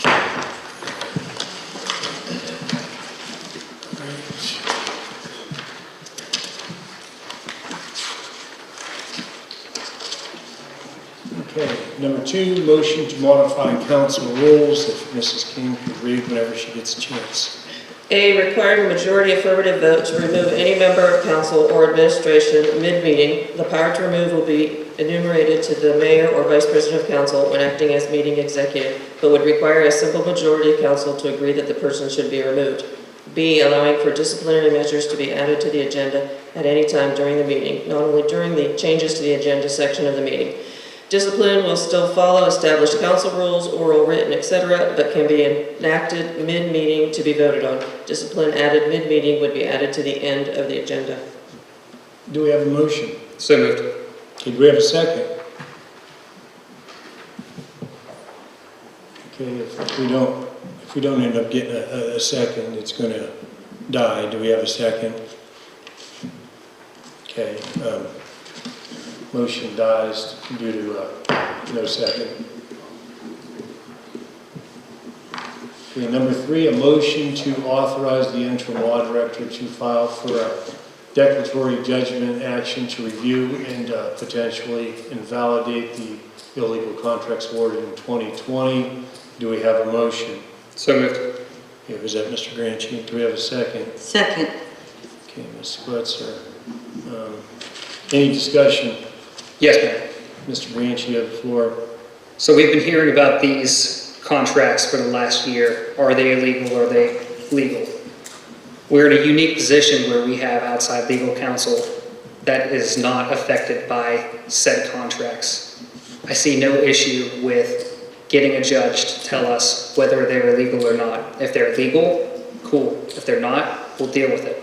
But this will put it to rest. We can stop talking about it one way or the other, and we'll know what has to be done, what has been done, and what needs to be done. Okay, is that all you have, Mr. Granchi? Yes. Would somebody else like the floor? I would like to address. Mr. Boyer. I believe Mr. Schrader discussed this early at the beginning of the meeting during his report. Rather than do the declaratory judgment, do you think it's just something that we could put on the agenda for 3 different meetings and deal with it as council? Yeah, I'm sort of like a referee that had to watch the replay. When I suggested that originally, I thought that would be the best way to do it. But you've got a budgetary problem. You don't need to pay me to do this. That thing was void when you passed it because of the emergency clause. So now I'm recommending a little bit different thing. Not that you pay me or us to go get a judge to decide it. It's that you just repeal it. And you repeal it because it was invalid to begin with, because that emergency clause was not correct. And I've seen other ordinances that you guys have passed previously that did do it correctly. For some reason, that one wasn't. Yeah. So that was on me. I changed my recommendation. Yeah. Thanks. Mr. Boyer, you have the floor. Mr. Schrader, this was also passed under an emergency, wasn't it? It wasn't an emergency. They didn't say what the emergency. But it was passed as an emergency. Right. Do you have the dates, Mrs. Spletzer? November 23rd. November 23rd. You know, I myself think that with that, which was passed by the previous members of council and that, to me it didn't give anybody the right to do anything except a felony. How do we have a right to protect ourselves by giving up that kind of, Mr. Alberini said on the floor, we want to give everybody that's done good service a big reward. 13, 18, 22% raises because they've done such a great job.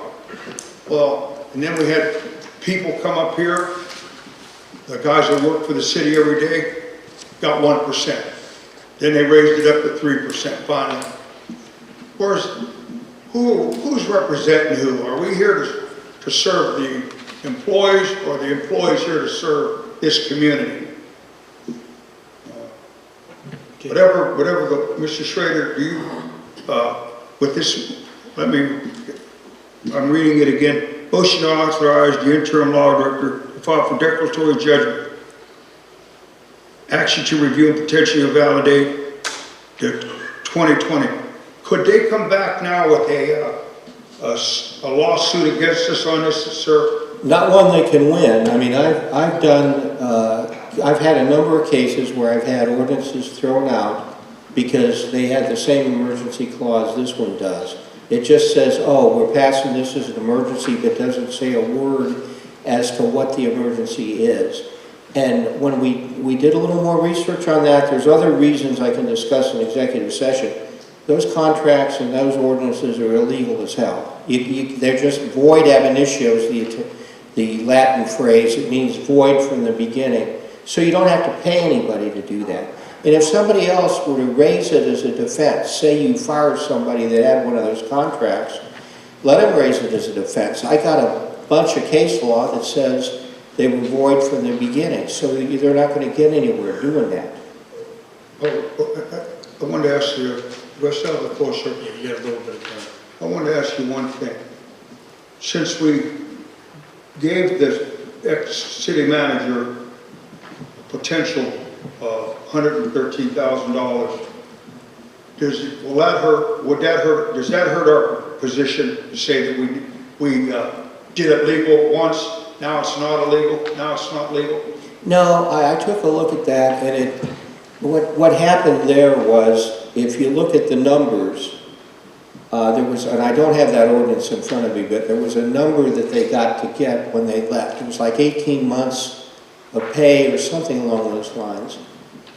And the dollar number they got was not equal to what they would have gotten if you'd have enforced, if that 18 months had been enforced. So there's no precedent there whatsoever. It's not the same number. Okay. It was a lower number than that. No, I'm not talking about the law director, sir. No, I'm talking about the city manager.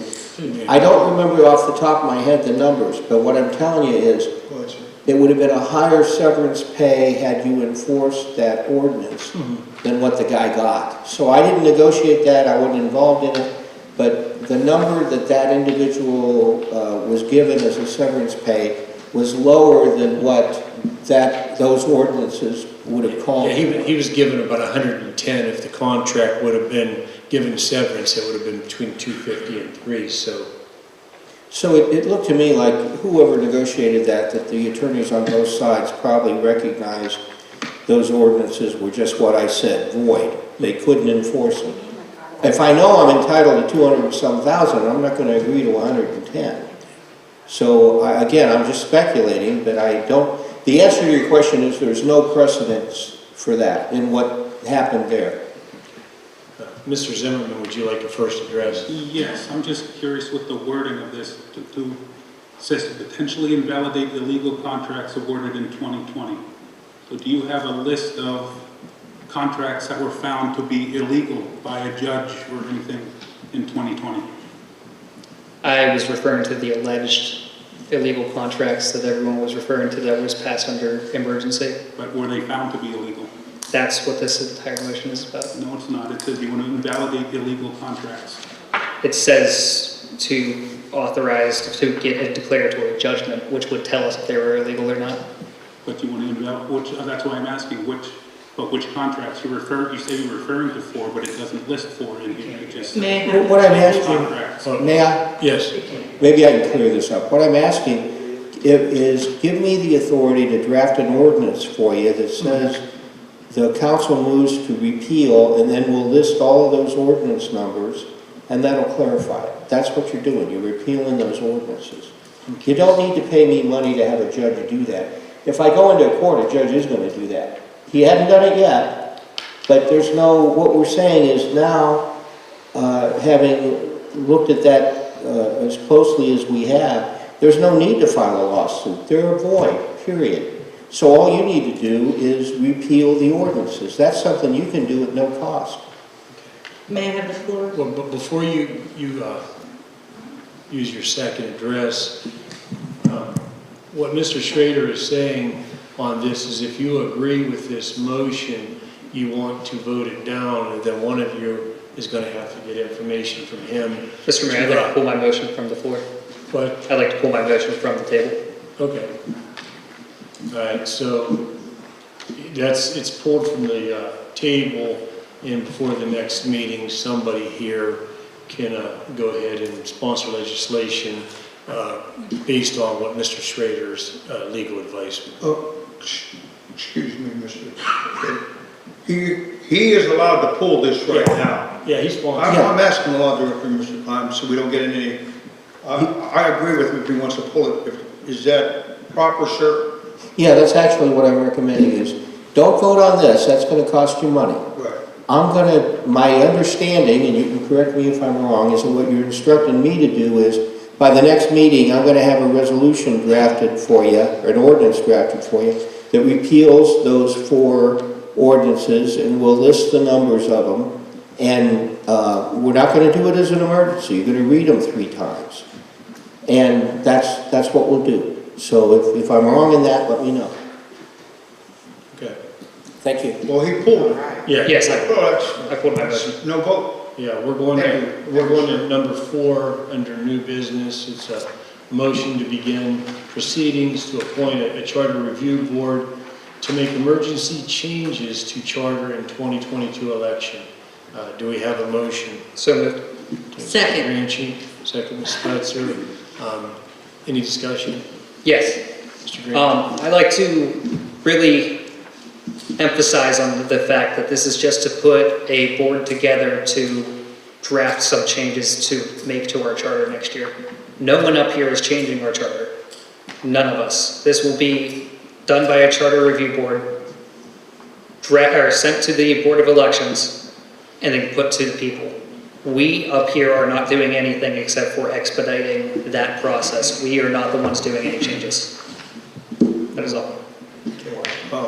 Mr. Bork, would you like the floor? Yes. Usually we have it every 5 years. By putting this board together, and I would hope that the citizens would step up to the board and for these positions and help us clarify some of this language that really needs cleaned up. I call it cleaned up. It goes one way, says one thing one place, and it battles the other. We can't worry about the little things. Some of this stuff is really bad, and I'd be glad to vote for this tonight. I think we needed this for a long time. Okay, anybody else? Ms. Spitzer, Mr. Zimmerman? Yes, sir.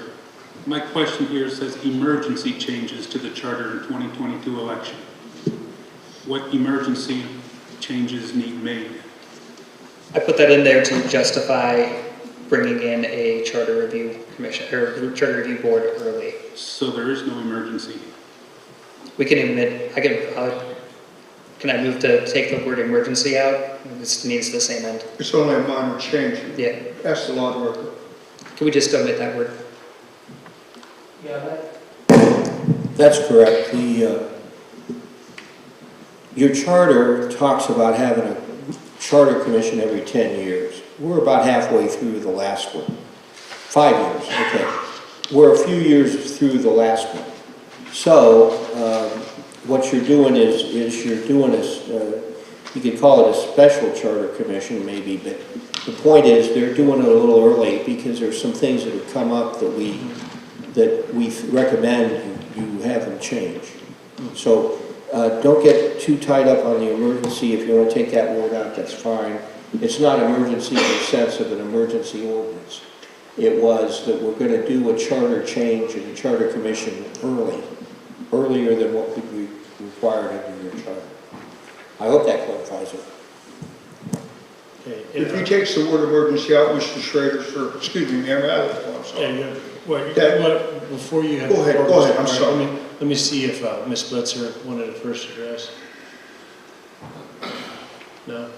No, that was my other concern too, is, a lot of people don't like that word emergency. I mean, I realize that we're doing a charter review before the actual full 5 years. So,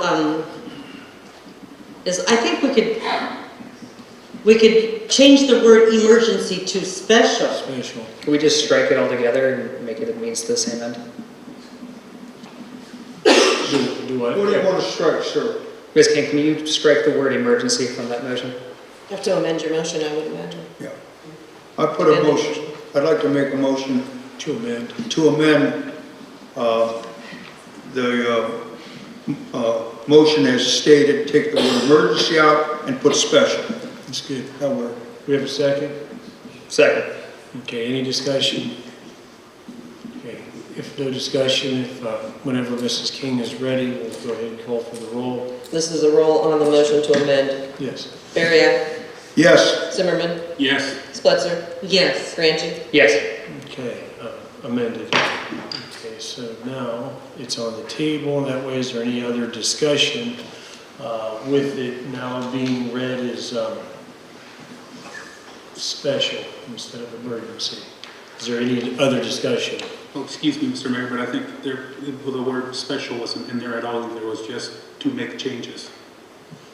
No, The motion was, no, he amended to make it say, Mr. Bariak made the motion to amend.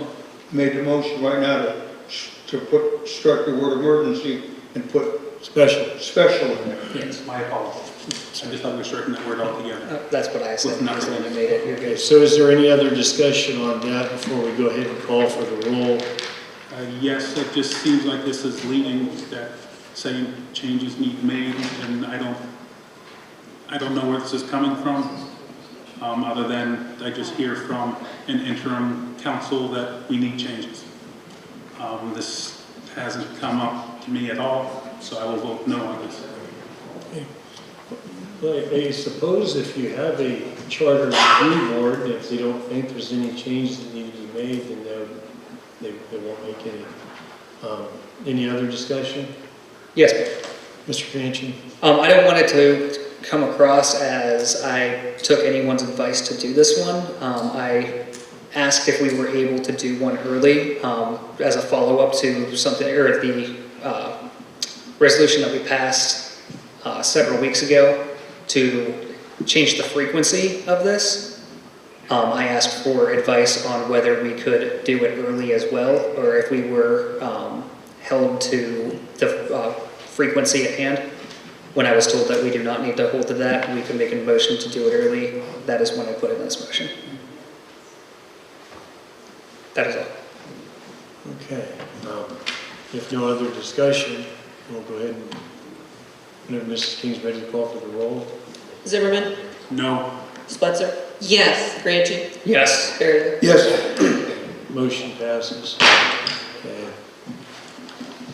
All right, under public comments, this section of public comments is open to non-agenda items also, so just give your name, your address, and you have 3 minutes. John Richards, 212 Albert Street. And I want to speak on the ordinance that didn't pass tonight. It's a misnamed ordinance. The councilman in the 4th Ward, Mr. Bronchi, I know him to be an intelligent young man. And your vote tonight killed that. You know what you did when you abstained. You're not a fool. You know what you did. This ordinance has nothing to do with reducing electrical rates. And we need people to understand that. There has never been a plan presented to show how we were going to reduce electrical rates. In these chambers, I asked Mr. Lynch what we would do with the proceeds from the sale of part of our electric department from the transmission lines. Mr. Lynch said that money would go into the general fund, and council in the future would decide what to do with it. That alone tells you there was no plan to reduce electric rates. At that same meeting, Mr. Zimmerman was asked, would you use that money to reduce electrical rates? And I'm going to quote Mr. Zimmerman's response. Mr. Zimmerman said, no comment. That tells you a lot. I agree, 10 is better than 3.1 or whatever, and it should have been passed, because a lot of people misunderstand what they're going to vote on tomorrow, because the language that was allowed to be put on is a lie. It has nothing to do with a reduction in electrical rates. All it is the sale of our transmission lines with that money going into the general fund. And we don't know the value of those transmission lines. Mr. Zimmerman made a point about talking with the consults, with the professionals that were brought in. There was a Zoom meeting. I remember Mr. Tim Stinson was kicked out of that meeting for asking pointed questions about the value of those lines and the value to us. And is there a way that we can maximize the money that comes into us? And he was kicked out of the meeting. It was not transparent. They used COVID to control people. A lot of people didn't even have access to Zoom. And Mr. Bronchi, I'm really disappointed in your vote tonight, because you know that when you abstained, you killed us. And people are going to be confused tomorrow, and you can take the responsibility on that.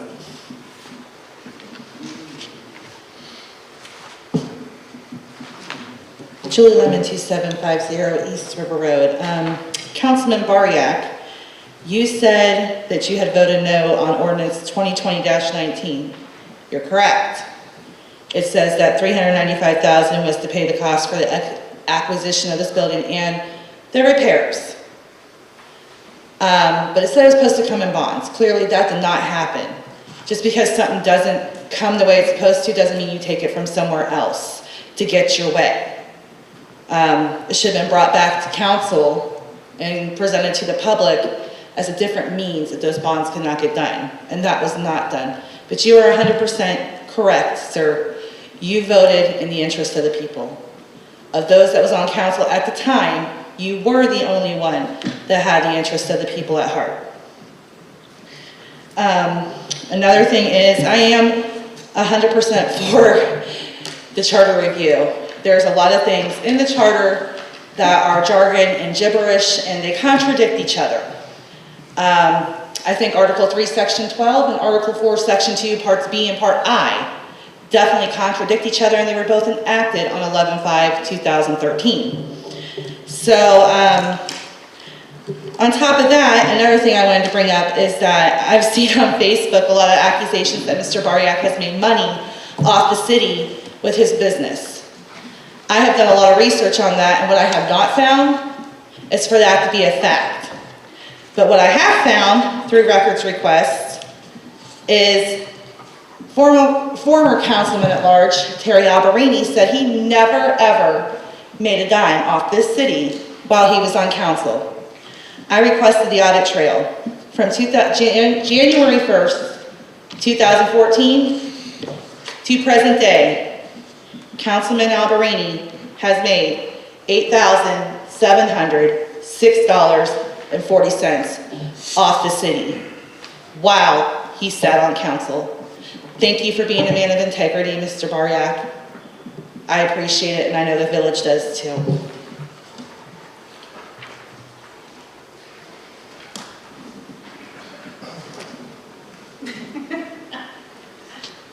Anna E.B., 50 West 9th Street. Two things. It's great you want to have the little football players come in here and congratulate them and everything. But I remember one of the very first meetings I came to when I moved here, they used to congratulate the National Honor Society people. when they were inducted in, whatever happened to that? I don't know. Oh, stop it.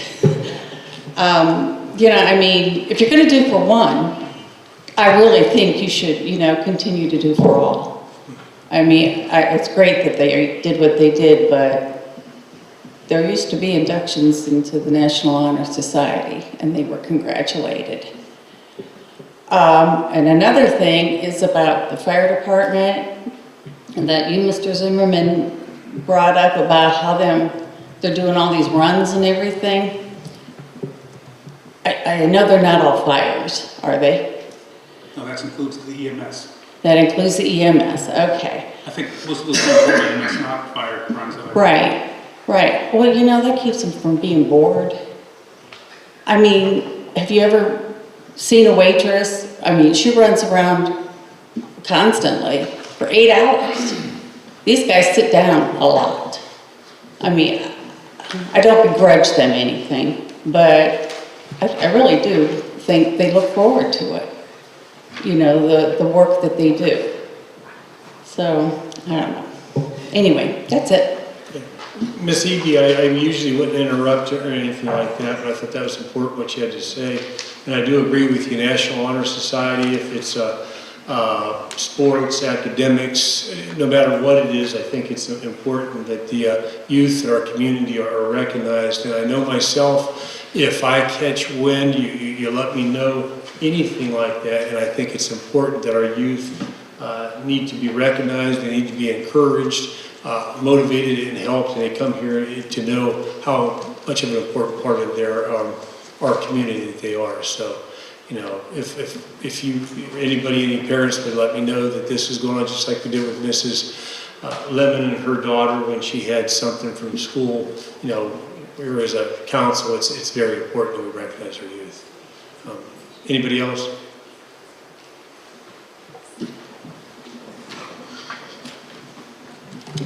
Tom Colosimo, 4196 Carson Salt Springs Road. I'm speaking as the interim president of the Commerce Association. We are having a tree lighting ceremony Saturday, November 27th, Thanksgiving Day weekend, from 5 to 9 p.m. between Canal and Center Street. The road will be closed for the event. This year's theme is going to be the Nutcracker. The tree lighting will be at 7 p.m. Santa, Mrs. Claus, and the Grinch will be there.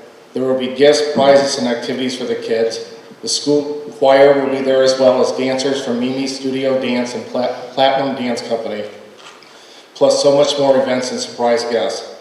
We are asking people to bring toys for our toy drive if they are able for the children in our community.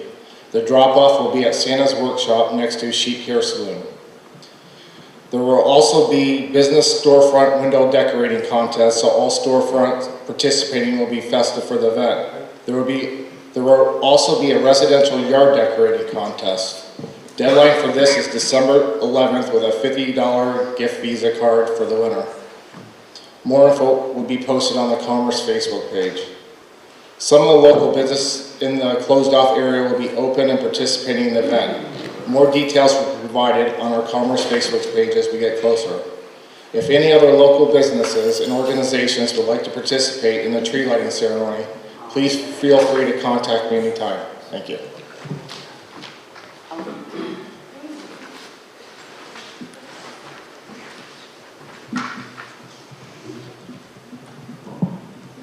Charlotte Simmons, 365 Warren Road.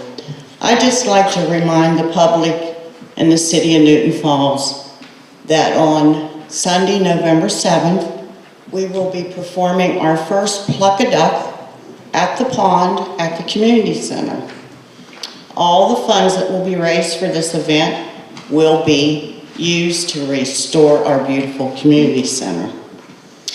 We will have a 50-50 raffle, live auction, we will have live music, we will have food from Big D's, and your baked goods will be provided by the Spice Gals Baking Group, and we will have over 30 different desserts to choose from.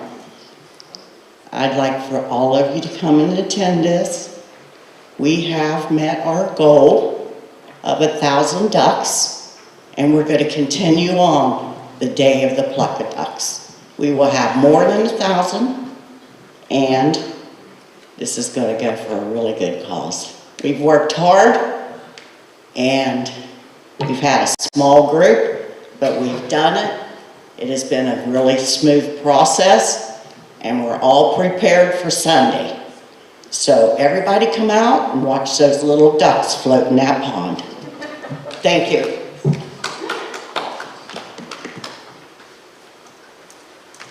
Okay, anybody else?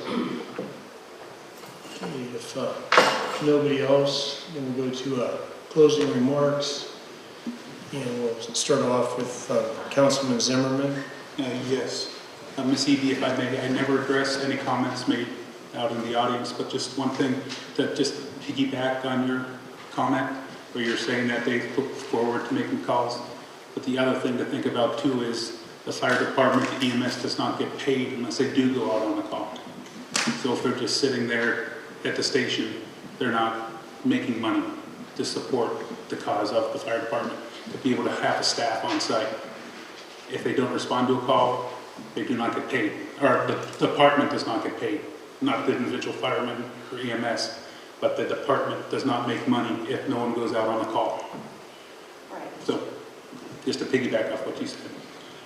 Just one other comment is that up here, just want to address something with council up here, that every one of our departments, the Department of Law, the Department of Finance, the Police Department, all says that the leader shall be appointed and removed by council. The only person that we have appointed an interim for, the only department that we've appointed an interim for is the Department of Finance. Council has not voted on any other interim. I've heard Ms. Splitzer say in the past that she does not want to give up her power to have the city manager set the electric rates. You have said that. But everyone up here is so quick to give up the power that we have to appoint an interim head of these departments. We have given that up to the city manager so fast, and everyone is so willing to do it. And I do not understand why. This is the power of council, and everyone up here is okay with not voting on the interims. Thank you. Mr. Loriak, do you have anything for Ward 2? I didn't bring it up in my reports, but we are ongoing with negotiations about Dunkin' Donut. We are moving forward with that. I don't know what the outcome is going to be, but we are moving forward. I didn't bring that up. Another thing I'd like to say tonight, I really don't care if people call me a thief on Facebook. You know, I know my own heart. And I'll answer to God someday. And I know you don't get to heaven, but I don't want to get into a religious thing. But I want everybody to know that I tried to pay this community back in spades for how good it's been to me. I think the people are starting to see right now with Mr. Housley and Mr. Schrader how bad things were when we had to pass administration, how secretive. Now we're moving forward. I hope that the people can take a look at the election tomorrow, see who's running, and it's your choice what you're going to in the ballot box between you and God. But I think we're starting to move forward. And one other thing I want to tell you. There's been a lot of talk about trying to curtail these drug rehabilitation places. Our ex-law director said, can't do nothing about it. Well, I think we're going to work on something, aren't we, Mr. Schrader, as far as limiting them? It might have to go back to zoning or whatever. But, you know, what I'm trying to say, and I'm going to finish tonight. We had one man up here telling everybody what was the law. You weren't allowed to ask for a second opinion or anything. You had to have 3 council members now. what kind of representation was that? What kind of openness was that? I hope the people tomorrow will see this about who voted for what, who voted for the emergencies, who voted to give this away, who voted to keep our money secret until it come out $1.5 million. And I'll tell you what, I'm going to say one more thing.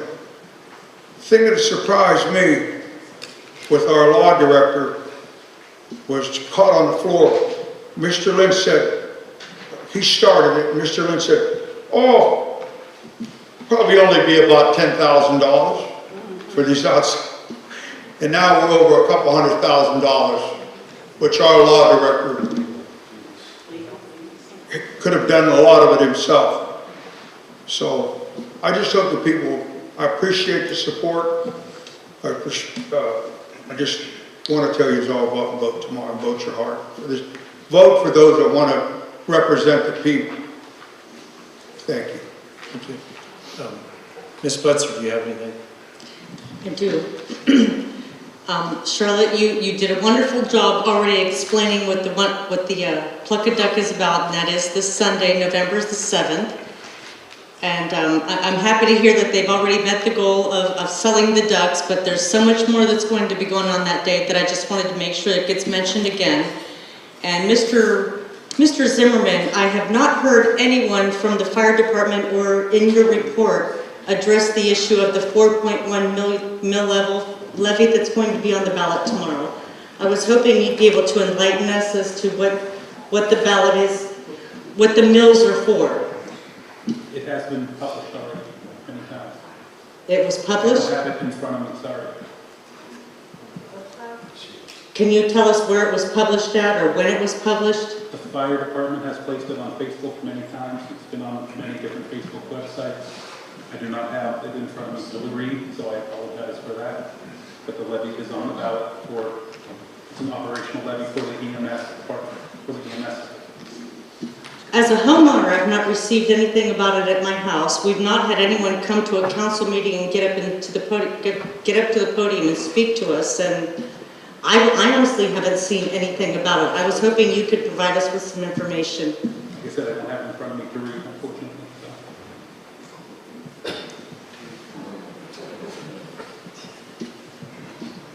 Okay. Anything else, Ms. Spencer? That's all. Okay. Mr. Granch, do you have anything? I do. First, I'd like to thank the Colosimo family for loaning all the Sincheck art that we see around us. It's not just in council chambers, it's actually all throughout the building. They did a loan on that, so that was really nice to see local art displayed. I'd like to congratulate the Newton Falls Little Tigers on winning their divisional championship and their hard-fought battle in the Super Bowl. I'd like to encourage everyone to get out and vote tomorrow, and I wish good luck to all running for election and re-election. Pluck a Duck's already been said 2 times, so I'm not going to touch on that. But I do want to address my colleagues. I've received a multitude of calls, texts, emails, every which way you can communicate. The people are no longer hungry for nonpartisanship. They are starving for it. We did a much better job today with not bickering and everything. I was disappointed to see the legislation fail for changing council rules. But we need to stay this course because we need to set the example for the people. Because like I said, they're no longer hungry for nonpartisanship. They are starving for it. That is all I have. Okay. I just got a couple of things here. You know, myself, and I believe like anybody else on council, the reason that you run for a position up here, and I look around individuals here, you know, friends of mine, I would consider everybody up here my friend, everybody out here is my friend, and that's why I ran. I make that very clear. I talk about my grandkids that I have, family members in the community, and most of you remember when I got interviewed, when I became the mayor, I only said one thing: this is for Newton Falls. And everything that I do, every decision that I make is for my community. I bleed orange and black. But the fact of the matter is, I'm going to tell you what, I'm an individual sometimes very passionate about what I do, and I'm very energetic. Sometimes I'm like a bull in a china shop. I'm going to do something. You know, I remember the past city manager, the past different individuals in office. I would tell them, I said, you do something right. I said, well, I'm willing to do something. You know I will. And then a lot of times that would bring individuals to the table to talk because they knew I was going to do something. But the fact of the matter is there were a lot of things that went on over the last couple of years that weren't right. A lot of things that you didn't know about that was going on, a lot of things that I started seeing and I started questioning just like yourself. And I would ask, and many of you heard me say it, come on, let's do things correct. Let's do things right. Let's slow down. And the fact of the matter is, there were a lot of things that weren't done correct, and a lot of times, and that leads me to wanted to apologize to Mr. Granchi. You remember many meetings where individuals, instead of standing up and saying yes or no, they abstained. And the reason for that was so that we couldn't have a vote. We couldn't do it. We went a couple months without doing anything, you know. And so there was I don't know what you want to call it, dereliction of duty or whatever. There was ill will for doing that. And so tonight I questioned Mr. Granchi, and I wanted to say if I come across as being harsh or disrespectful, that wasn't my intention. You know, I wanted to hear, studying when that was going on for months and months, I wanted to hear what the reason was, and you clarified it, and I just wanted to say there's no ill will here, and I respect you for your decision there. Other than that, I want to, as everybody else has said, encourage everybody to go out and vote tomorrow. You know, you vote for who you want to vote for, wherever you feel. Vote for the right person.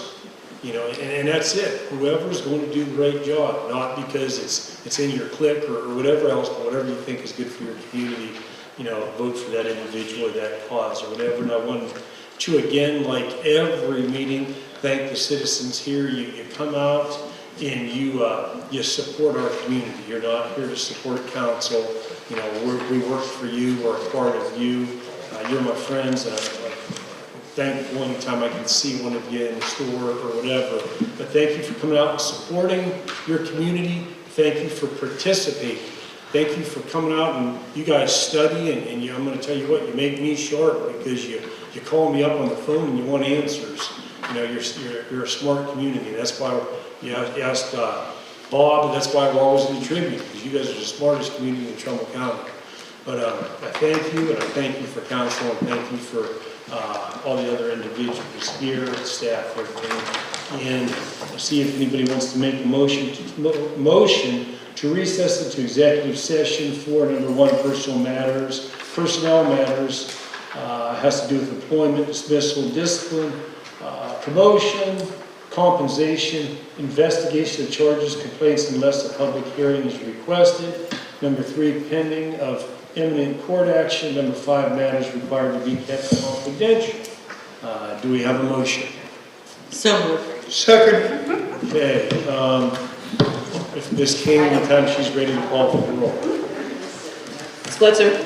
Yes. Granchi? Yes. Bariak? Yes. Zimmerman? No.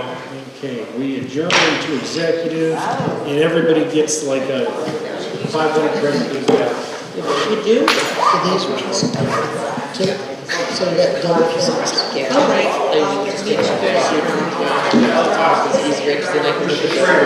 can look I forget to report into yourselves.